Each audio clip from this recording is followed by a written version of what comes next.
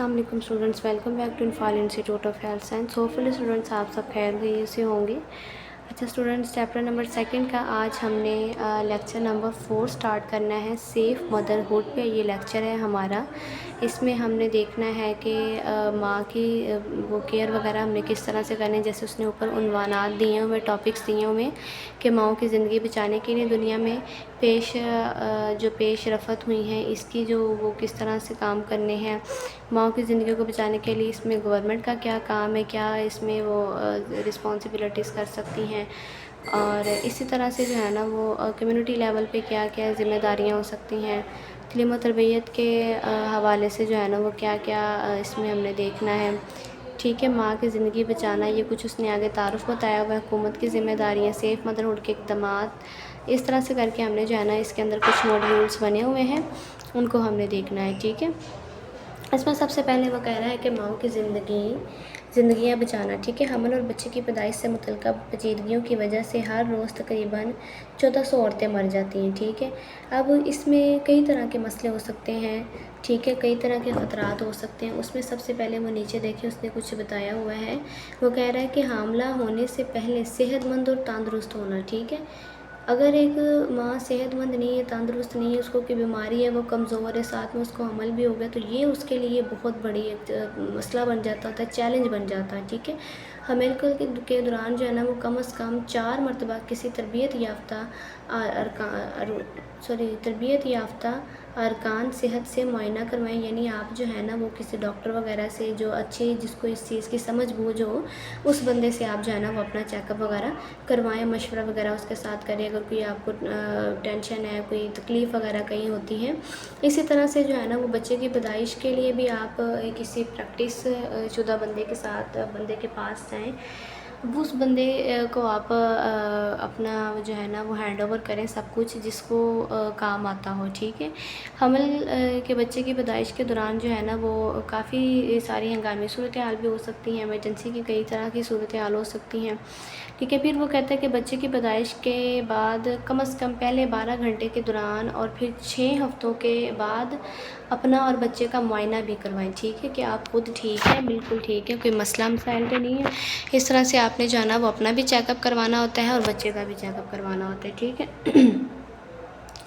उसके बाद नीचे 3rd लाइन पे आ जाए, वो कह रहा है कि माँ बनने का महफूज अमल, सेफ़ मदरहुड जिसको हम बोलते हैं, कुछ समाजी और माशरती अवामिल के अलावा सेहत के निज़ाम और सेहत के लिए हुकूमत की पॉलिसी की बदौलत ही मुमकिन है।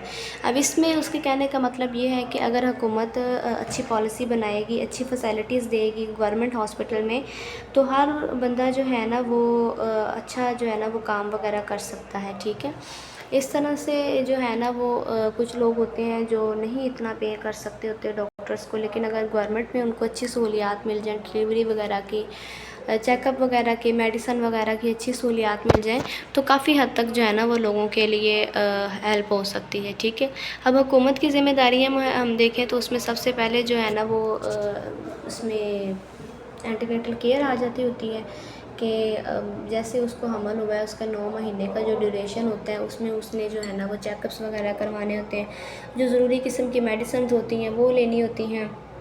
पैदाइश के बाद आपको पता है पोस्ट नेटल पीरियड उसका स्टार्ट हो जाता है। उसके दौरान जो भी ज़रूरियात वगैरह होती हैं, जो भी केयर वगैरह, थोड़ी बहुत उसकी जो खुराक वगैरह होती है, बच्चे की मेडिसन, अपनी मेडिसन, तो इस तरह से करके जो है ना ये हुकूमत की थोड़ी बहुत ज़िम्मेदारी होती है कि वो अपनी आवाम को जो है ना वो इस लिहाज से फैसिलिटेट करें। ठीक है, तो अब उसमें वो ये कहता है कि अब बैनुल-अक़वामी सतह पर इत्तफ़ाक़ राय हो गया है मदरजा ज़ैल अवामिल माओं के मवाद को कम करने में अहम है और हुकूमत को इन पर ख़ास तवज्जो देनी चाहिए। जिसमें सबसे पहले वो क्या कह रहा है, मर्द और औरत में गैर मसावी सलूक को कम करना, यानी दोनों को जो है ना वो बराबर पे रहें, एक दूसरे के साथ प्यार मोहब्बत सलूक के साथ रहें।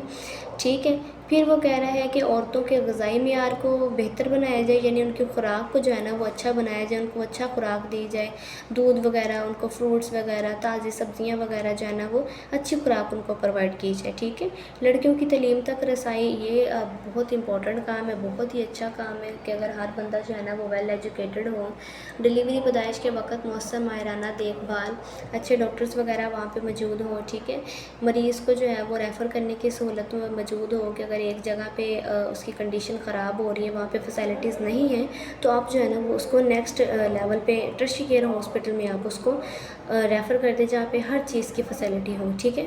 تمام عورتوں کے لیے دوران حمل، پیدائش اور بعد ازاں حمل دیکھ کر مٹرنل کیئر وغیرہ جو ہوتی ہے اس کا بھی خیال رکھا جاتا ہے۔ ضلع کی سطح پر دیکھ بھال کا جو ہے نا وہ پلان وغیرہ بنایا جاتا ہے، ٹھیک ہے۔ اسی طرح سے جو ہے نا وہ پروسیس انڈیکیٹرز وغیرہ سب اچھی طریقے سے جانچ پڑتال اس چیز کی جاتی ہے، ٹھیک ہے۔